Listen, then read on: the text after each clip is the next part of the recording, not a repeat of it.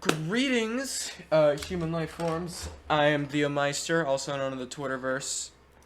Wrong side. McDerm, right over here. I am joined by the one and only Miami Brian over here.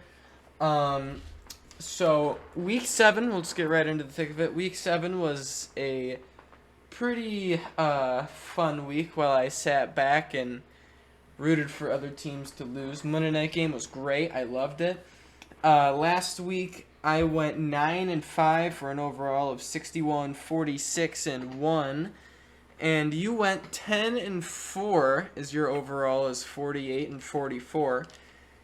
So before we get into it, I am going to say I might do very badly in predictions this week because I am going very over the top bold for a lot of these games. So expect me to predict teams when I shouldn't predict them. I'm kind of testing something out here for predictions to see if I can do better, but I'll probably do a lot worse. So, we got the first game here. I want to see how we should do this. So, hold on. Brian. Alright, I'll just talk about the first game. Alright, first game is Thursday Night Football. The 4-3 Baltimore Ravens at the 3-4 Tampa Bay Buccaneers. This game could be an interesting game. It could be a blowout. Could be a close game. We'll start the Ravens. Baltimore was able to hold on to a lead for once. They were able to beat the Cleveland Browns 23-20. Baltimore almost gave the game away to Cleveland at the end. It was back and forth the game the whole time, and then Baltimore fumbled the football, and then Cleveland went a little bit down the field, and they could go for the game-winning field goal to win the game, but he missed it. The Ravens were able to hold on. They won the game. Offense still wasn't too pretty for the Ravens. Defense, definitely pretty. It was really good for Baltimore last week. And then the Buccaneers they've hit rock bottom at this point. They lost 21-3 against the Panthers. The Panthers of all teams. Tom Brady, and that Buccaneers offense. I mean, Brady looked good. Like, his stats look atrocious because his receivers can't catch footballs. The Buccaneers are also on pace, as I drop my pen, to have I don't know if you saw this, but the Buccaneers are on pace to be the worst rushing team in NFL history right now, which is insane. Which is why they're losing games, because a 45-year-old quarterback can't throw the football every single down. And that's what they've been doing because they don't have any running game. So, the Buccaneers are relatively healthy, too. They still got all their players that they have, at least the majority of them when they won the Super Bowl a few years back. And, Ravens obviously are the favorites in this one. But I am actually going to I'm going to pick the Tampa Bay Buccaneers to win this game. I'm going to pick them because I still believe at some point this Tampa Bay team will figure it out, whether it's going to be now or it's going to be in December, as they're like 5-8 trying to still win the division because that division is horrible. And so whether it's then or it's even in the playoffs, they finally start looking like their old selves. I think there's still a chance. I'm not writing them off yet. And the Ravens haven't looked great these past couple weeks either. So I am going to go Buccaneers. Yeah, I'm picking Tampa Bay. I do not trust Baltimore at all. Really? Yeah, I am. I do not trust Baltimore. They literally try to choke the game away again every single week. They like to choke at some point. This it because of penalties and all that. But hey, whatever. Yeah. Even though Tampa struggled heavily against Carolina, hell, it happened on the first drive with that deep bomb to Mike Evans where he caught it and then bobbled up, and then Gove caught it. But he ran a little bit faster, but that one play just summed up pretty much the game and all that for them.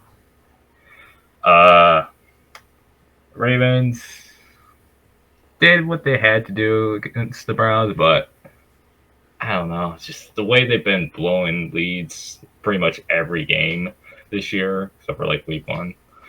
But yeah, I don't know. I'm not picking Baltimore until I know they can hold on to a lead. All right, I actually really thought you were gonna pick the Ravens there. I thought I was going out on a limb picking the Bucks there, but I guess not.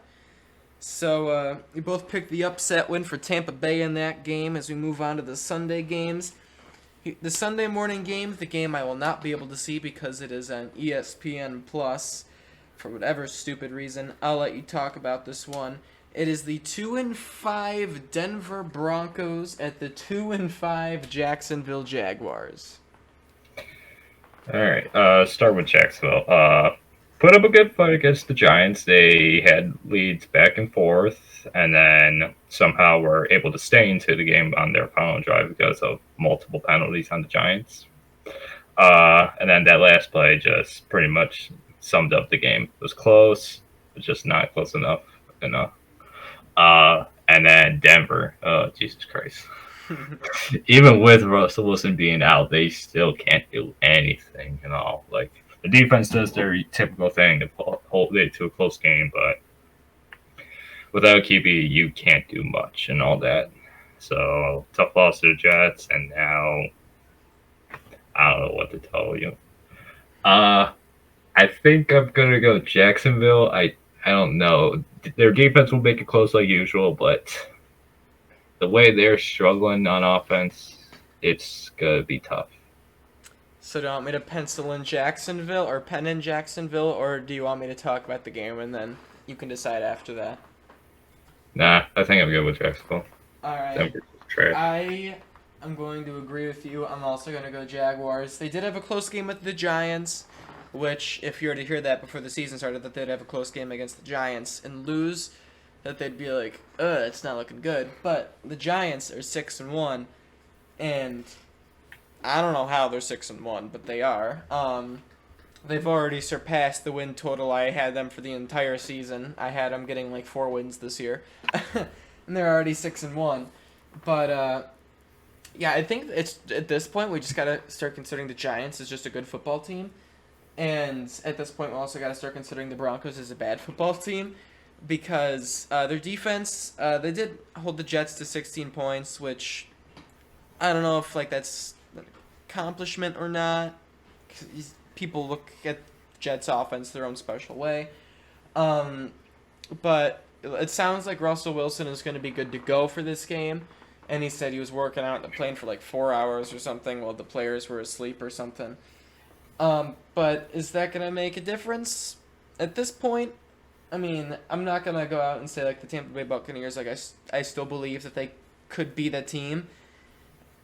At this point, I gotta wait to have them like play a complete game to like pick them to start winning games again. So I am gonna go Jaguars with you as well. As we move on to the 1 p.m. games, we have the 2-5 Carolina Panthers at the 3-4 Atlanta Falcons. The Panthers coming off a stunner against the Buccaneers, beating them 21-3. PJ Walker looked like an elite quarterback against that Tampa Bay defense, even though they didn't put up a whole lot of points. And even without Christian McCaffrey, they were just fine. Their running backs were playing fantastic against this Bucs defense, even without Christian McCaffrey. And then the defense holding Tom Brady to 3 points, which I don't know if that's really saying much right now, but I would still consider that a huge accomplishment, holding Brady and company to only 3 points the entire game on offense.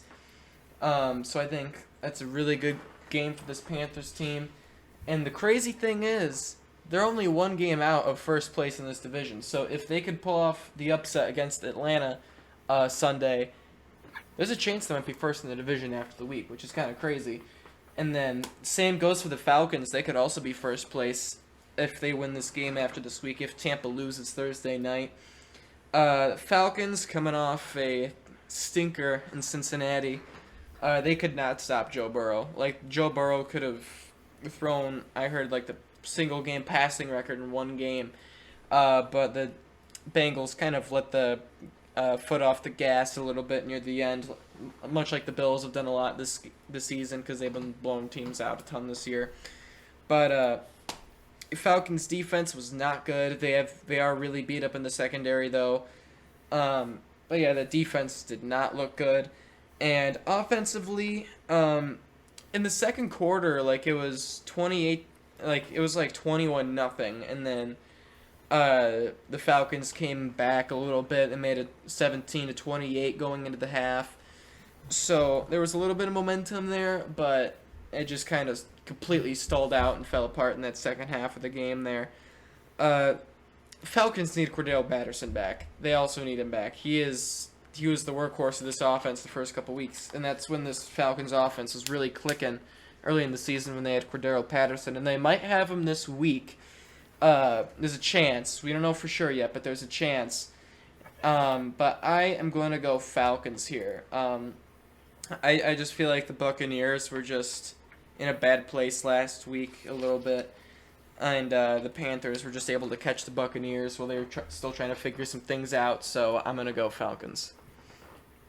Yeah, I'm picking the Falcons too because they really need this win. Like if they were able somehow to upset Cincinnati, then yeah, they will have had first place. But now still tied for it right now. But if Tampa loses to Baltimore, which there's a good chance to because of how Tampa played recently, but yeah, they need this one bad if they want to have that first.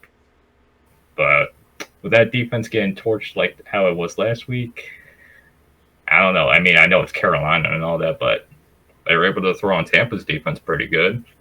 So, and then Carolina coming off the big upset, probably the upset of the week last week. Upset of the year.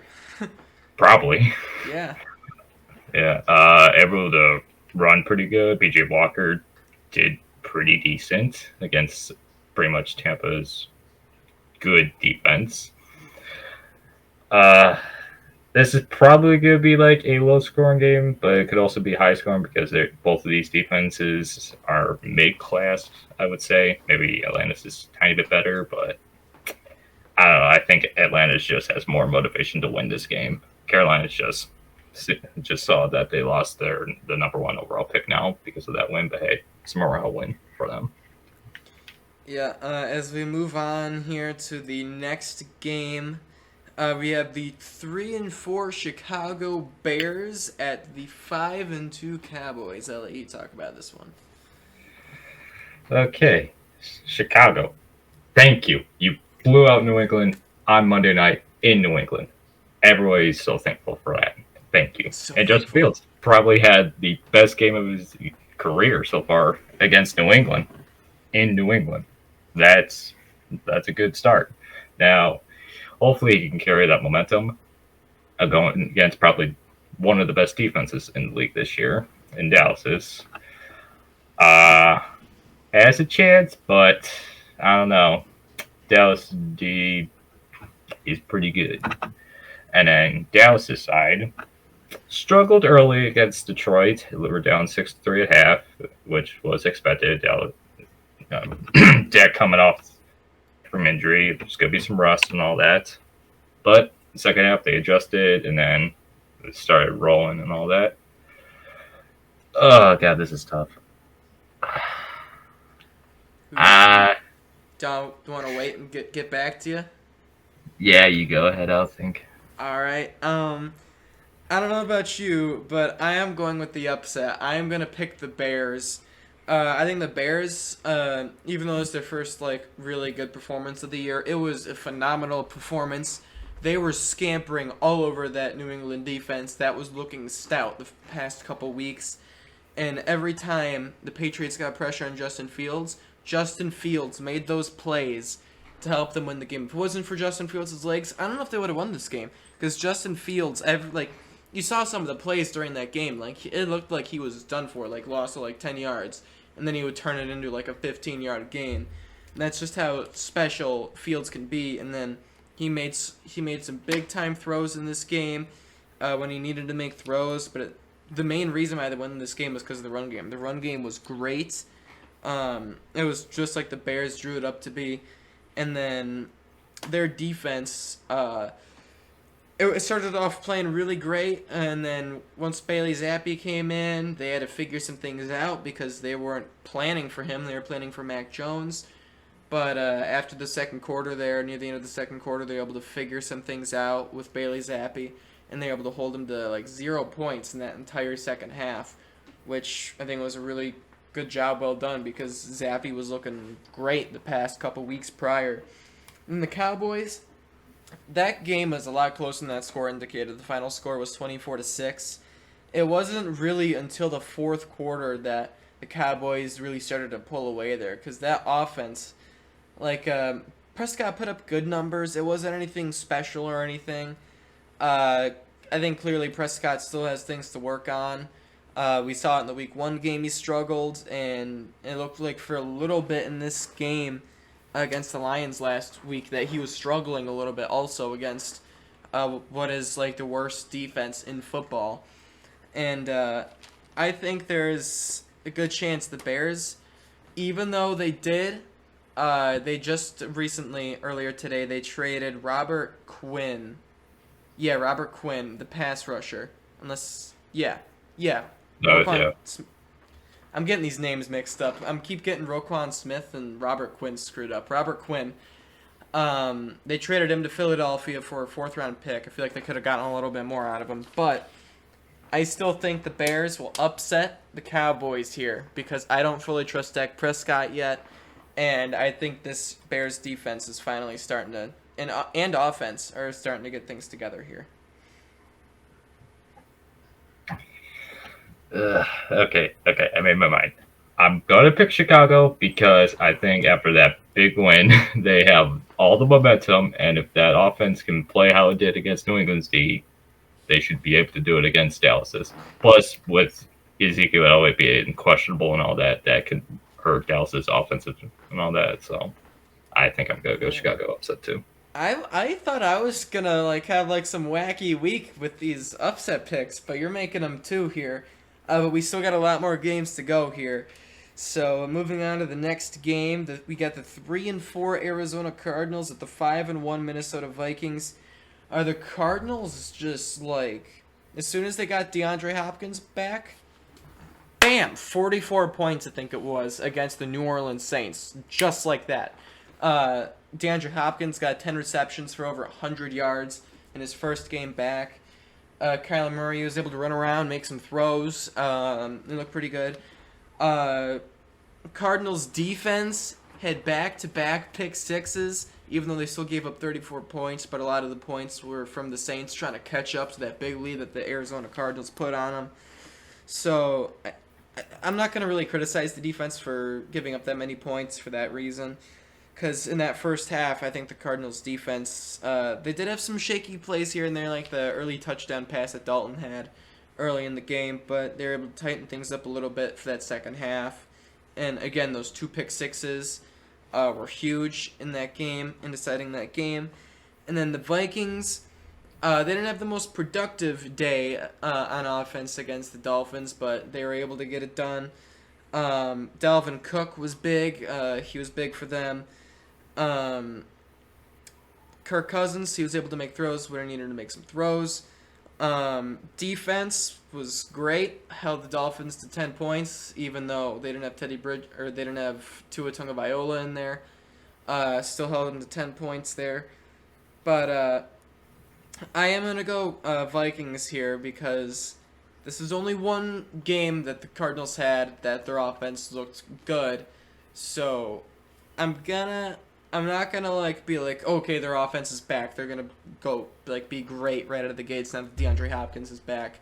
I'm gonna give it a little more time and see how they do this week against the Vikings.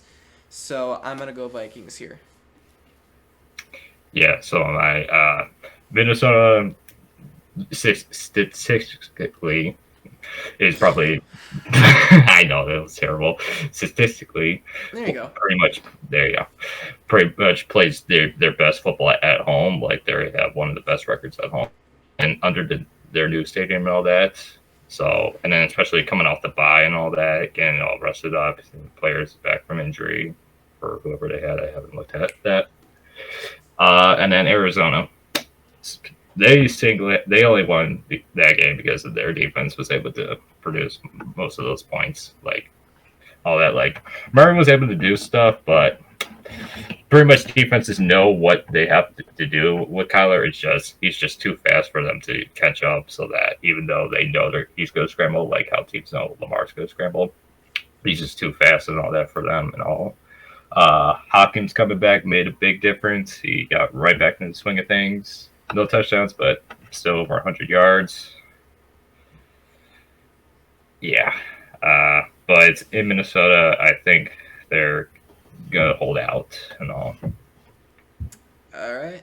We're going to move on to the CBS 1 p.m. games because we just did those 3 Fox games at 1 p.m. The 1 p.m. CBS games.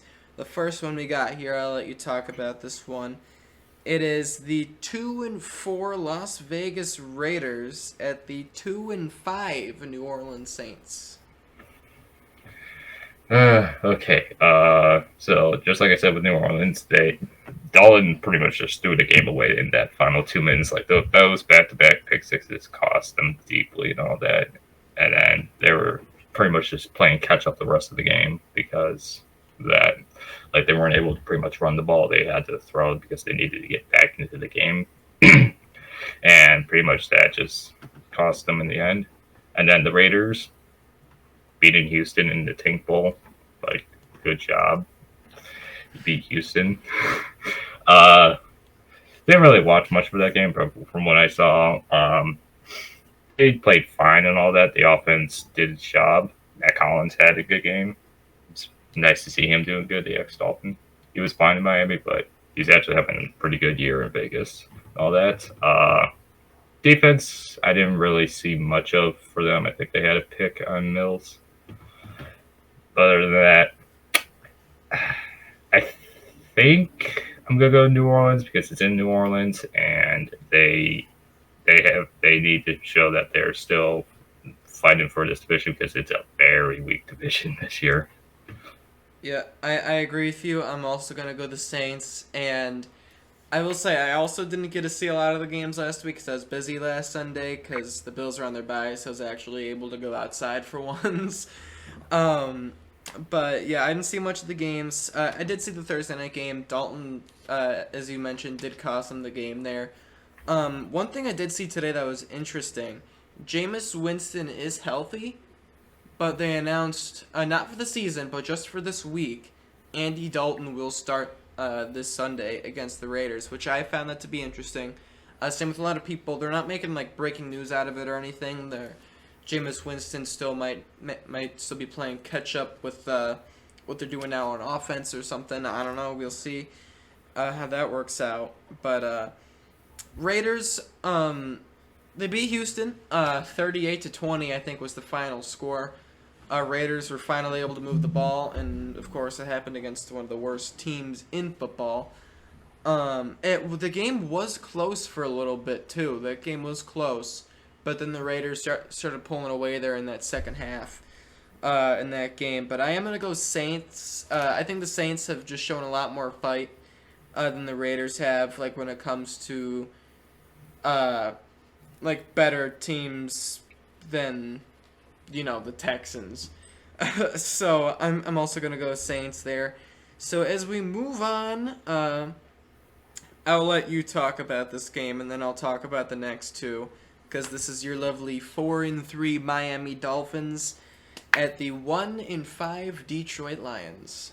I was gonna say right now, this is easily a trap game. Like, I see right there, it is a trap game because I can easily expect to go off in this game with how bad the Lions defense is, especially their secondary.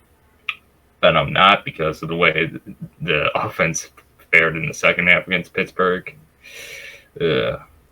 But I will say that first drive so handily showed how important Tua is to this team. Like, that's why we need him. That's why I did not want him to come back until he was fully healthy. So I'm happy he's back healthy. Wish he would slide more, but hey, that's just the way he wants to show, be physical and all that. Defense coming up with 3 interceptions. Surprise, the first one wasn't going to be called pass interference, but hey, I'll take it.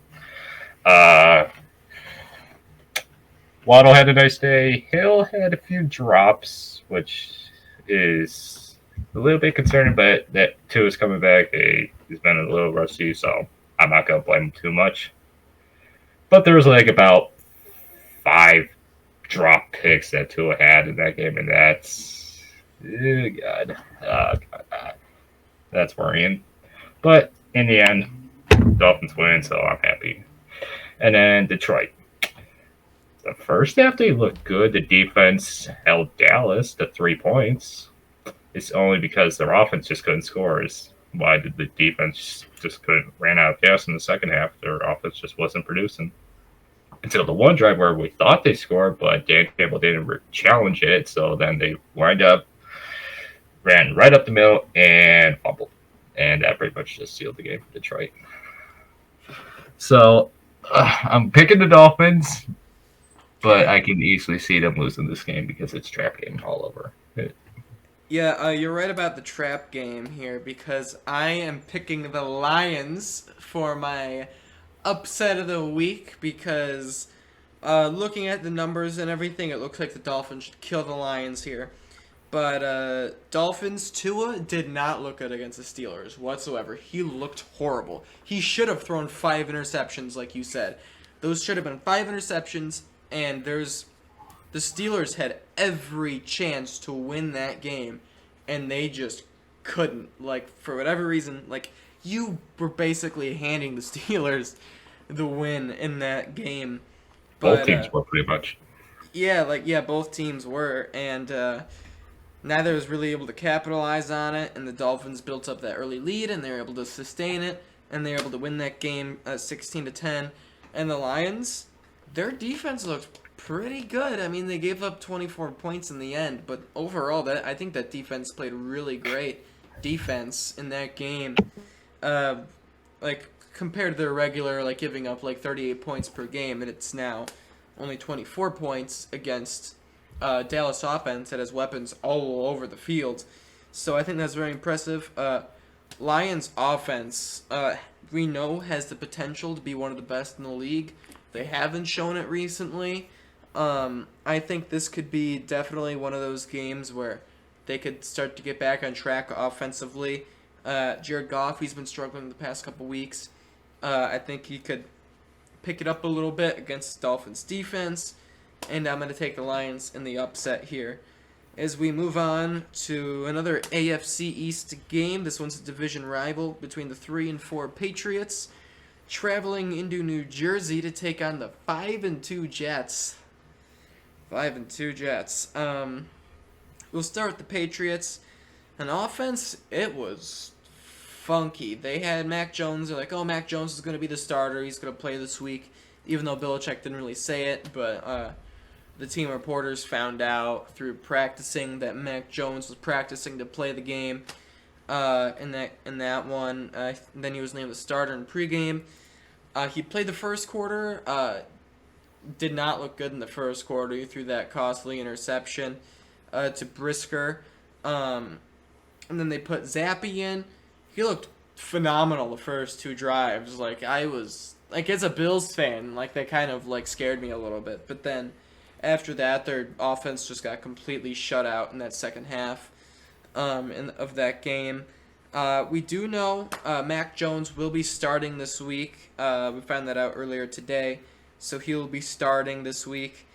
Patriots defense, just, that was a horrible performance from this defense. This defense was looking like one of the best in the league the past few weeks, and just dropped a turd right in the middle of the field against one of the worst overall offenses in the league, which was the Bears.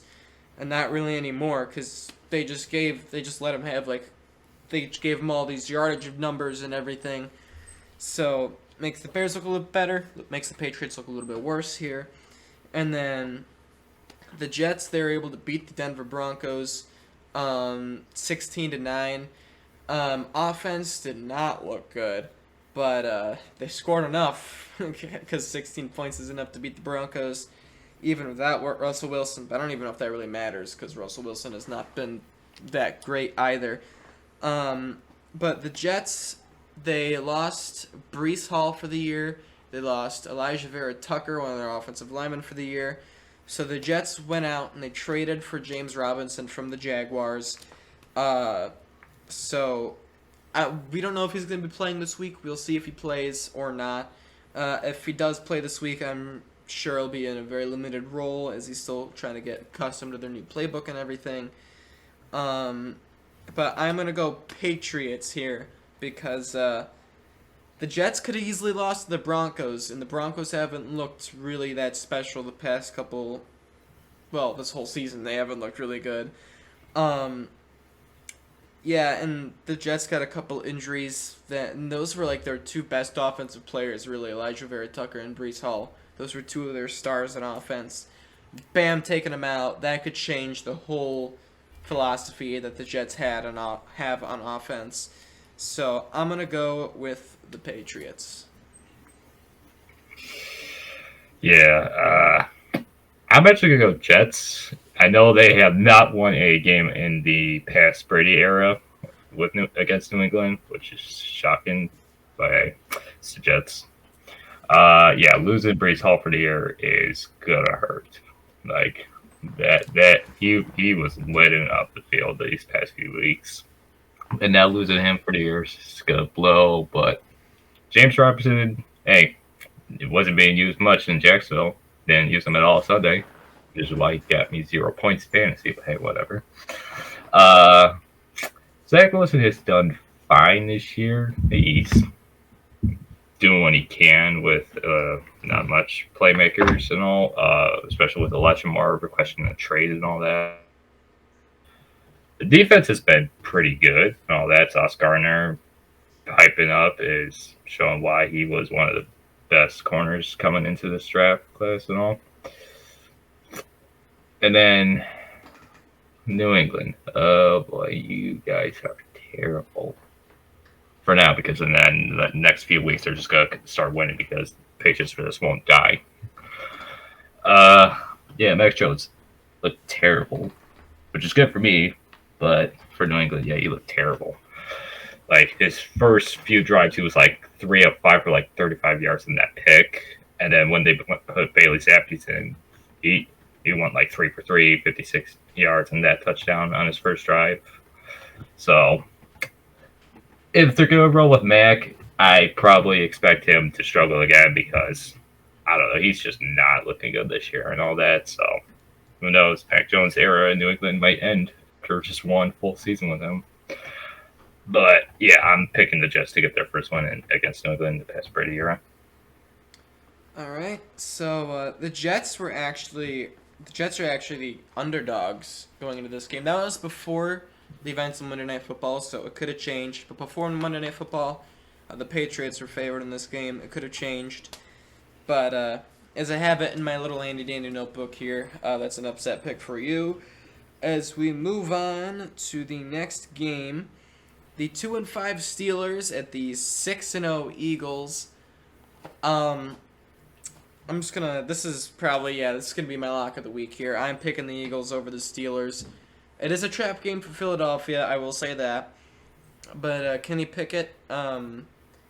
Yes, he can. Dolphins could definitely pick off Kenny Pickett. Yeah, 3 more interceptions, just not really looking good. But at least he's, even though it's kind of in a bad way or good way, however you want to look at it, last rookie quarterback for the Steelers to throw this many interceptions in his rookie season was Terry Bradshaw, so make of that what you will. But Steelers offense looked horrible against your defense. They looked really, really, really, really, really bad. Defense looked good. I just wish the defenders had hands, which apparently they don't anymore. But other than that, their defense still look good. Held your offense that has weapons all over the field to 16 points, which should still be something to be proud of, at least a little bit, minus like the 5 picks that they should have had. But the Eagles coming off their bye week, so there isn't really much to say about them, except they did trade for Robert Quinn. I don't know if he'll play this week. I mean, he's a pass rusher, so I don't know if there's much of a playbook for him to look at besides just get to the quarterback.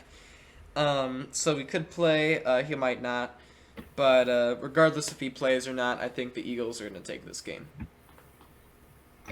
Yeah, I'm picking Philly too. But like you said, with being a trap game, because pretty much any good team that plays Pittsburgh should automatically think it's a trap game, because Pittsburgh just loves playing down to competition and all that when they're good, and then when they're not good, everybody expects them to do bad, and all of a sudden they just start playing good, being able to upset teams like how they did against Tampa earlier in the season. Like, that's just Pittsburgh's motive every time, all that. But with the way they performed last week, Philly should know how to do it and all that. Pretty much just put pressure on Pickett, and he'll just won't do the right reads and all that. Like, the second interception he threw, he could have easily dumped it off to Najee Harris, but instead he forced the pick, and Javon Holland picked it off. And then on the game-sealing interception, he could have easily just ran for the first and ran out of bounds, but again, forced the pass, and Igbenogany made that toe tap interception. So, but these are rookies' mistakes and all that. He's going to learn from these. He'll grow. But when you're playing pretty much the best team in the NFC, in the league, league, or at least for some people and all that. It's going to be tough because their defense is also really good and all that, especially with the way they were able to force Dallas to force all those turnovers before they won their bye. And now acquiring Robert Quinn just to get to the QB more. Yeah, I'm going to see another struggling day for Kenny Pickett here. Yeah, I was kind of surprised by that trade today, too. Like, the Eagles don't even need him, but they got him just because they want that Super Bowl. But it's too bad the Bills play in the NFL.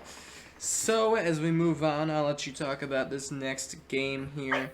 We got the starting the afternoon games, by the way. The 4-2 Tennessee Titans at the 1-4-1 Texans.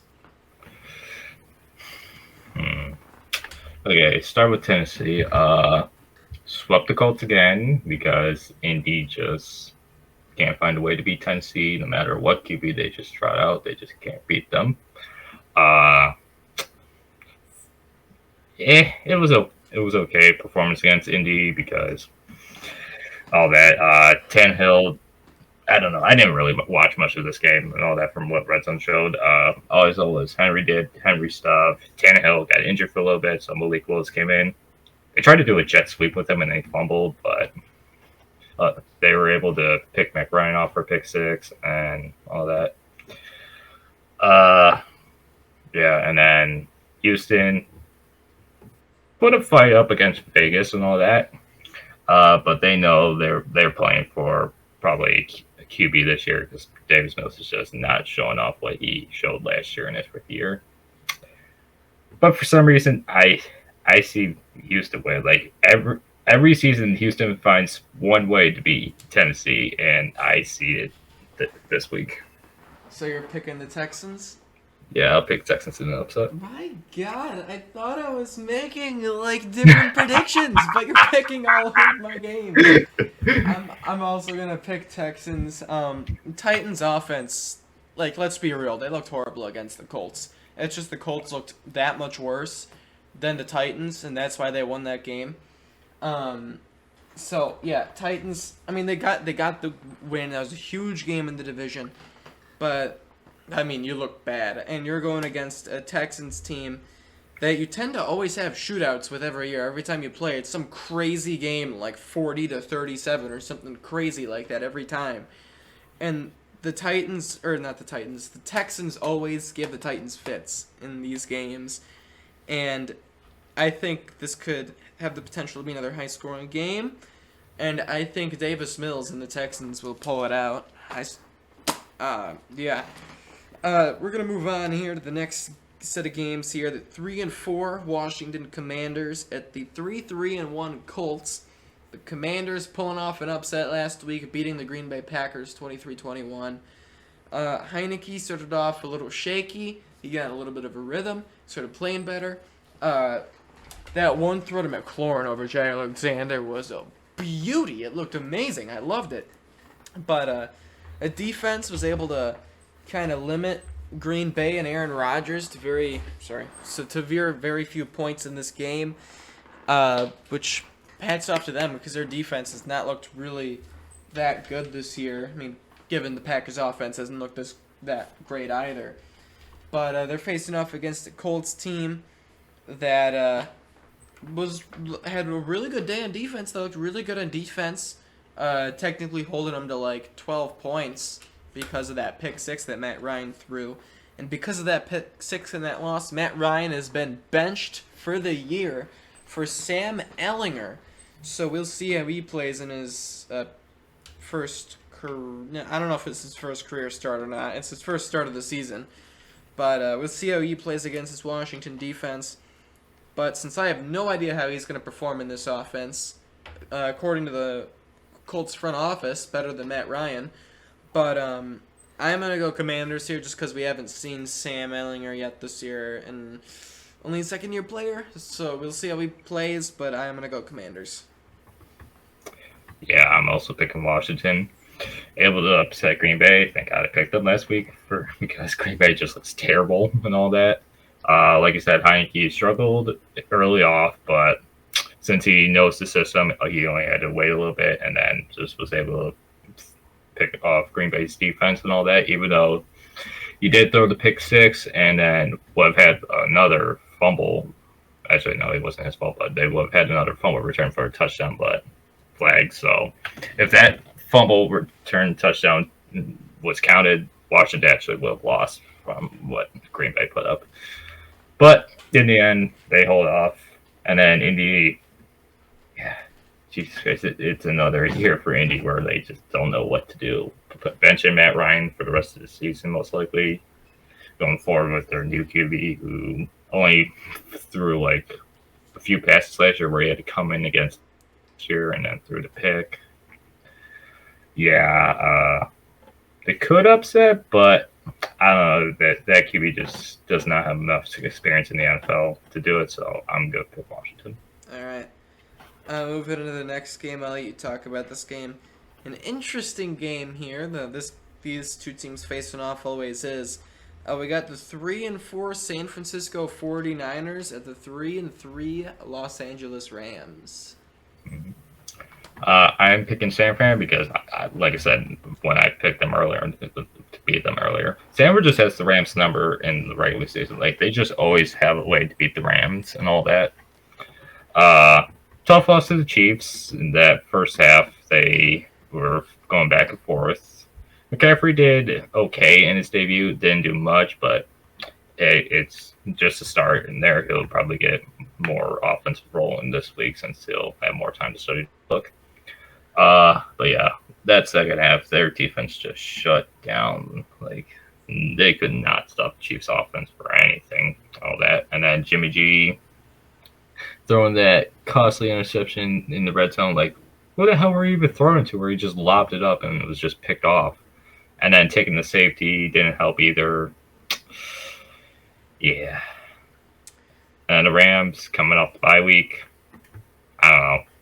Rams just don't look that good this year. Stafford throws an interception every game and all that because once you put pressure on him, it'll just be stacked and all that. So just throw it up and then it'll be picked off. But yeah, I'm picking San Fran.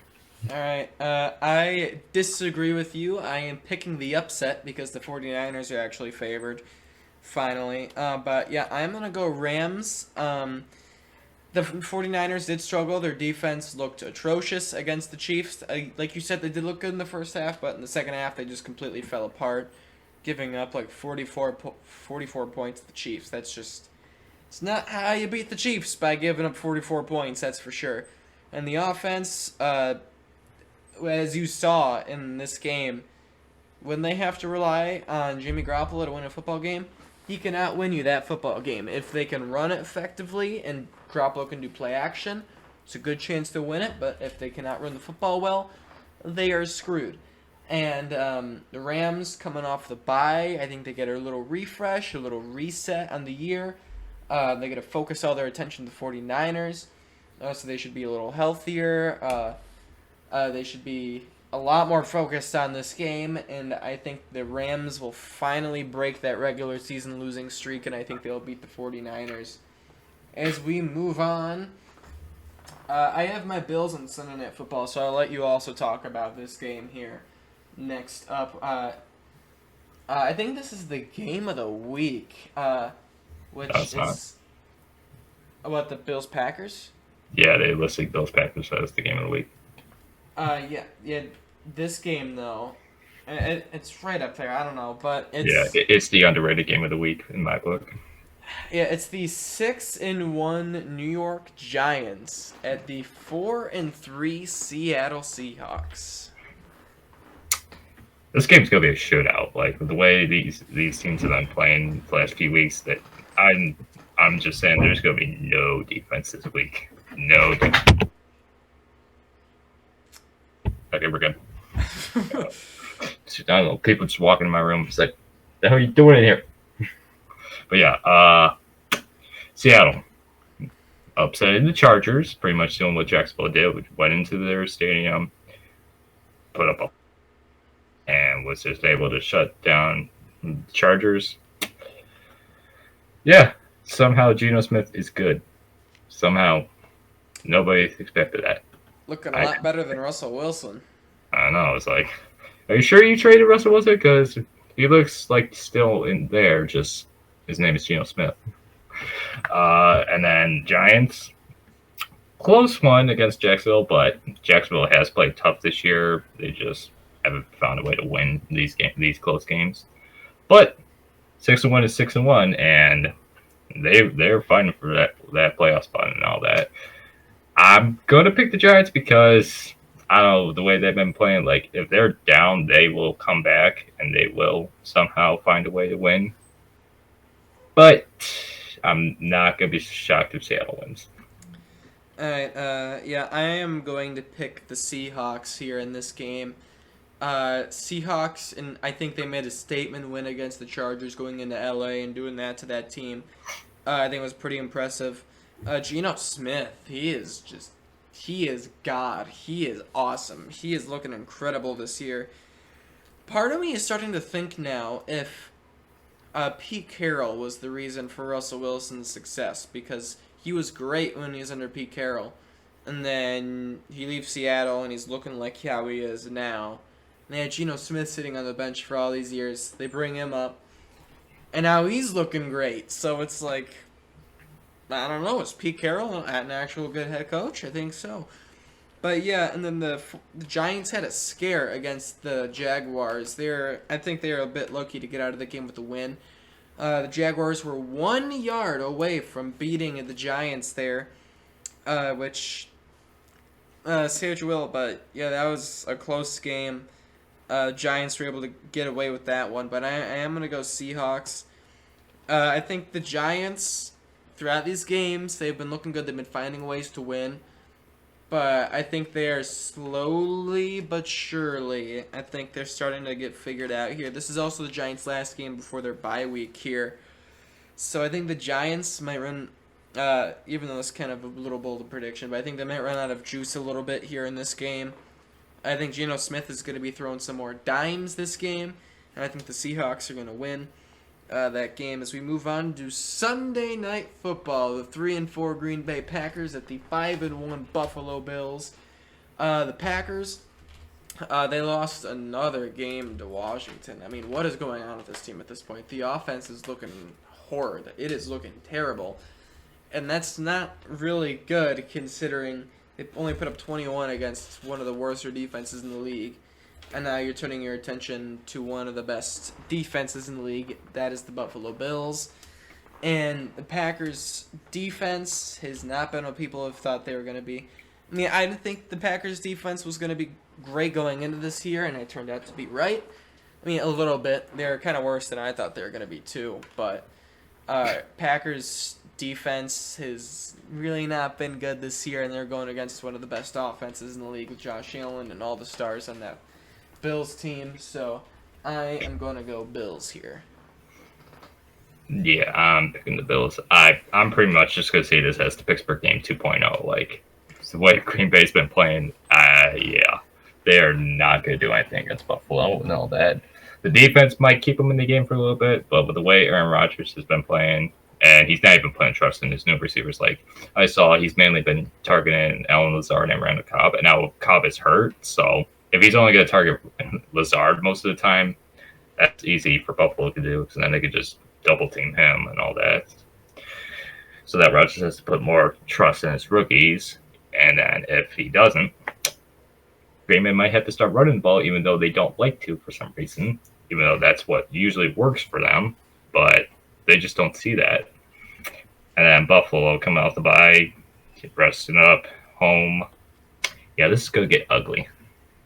All right. I hope it gets ugly. I am really hoping it gets ugly because this could be a trap game for the Bills in this game. But we're gonna move on to the Monday Night Football game on regular ESPN this time. Thank God. It is the 4-3 Cincinnati Bengals at the 2-5 Cleveland Browns. Okay, Cincinnati so handily helped me win fantasy football this week, and so handily helped me beat you this week because Burrow and Chase, and sorry, for some reason my head, Burrow and Chase wasn't enough to just go off and all that. Burrow throwing nearly 500 yards, 4 total touchdowns. They had 3 passing, and then of that QB sneak on the goal line. Defense, it was okay and all that. Like, they gave up that one big deep bomb to the Falcons, but otherwise held pretty good and all that. And then Cleveland, they tried. Baltimore tried to give them that game, but that push off for the Amari Cooper touchdown was not good. And then for some reason on the field goal, that penalty for, what was it? I don't know. It was on Cleveland for the center guy for just looking up and then down real quick. And then the Baltimore jumped up, but they called it on Cleveland. Like, right? So, yeah. I'm picking Cincy because they finally have their groove, but this offense is back to where we expected it to be. And then all the defense has to do is just shut down Nick Chubb. All right, I'm actually going to go for the upset in this game, too. I'm going to go Browns. I am not sold, actually, that the Bengals offense is back, that people are saying that, because their past 2 games was against the Saints, which their defense has not been looking good these past few weeks at all. And then a Falcons defense, a banged-up Falcons defense.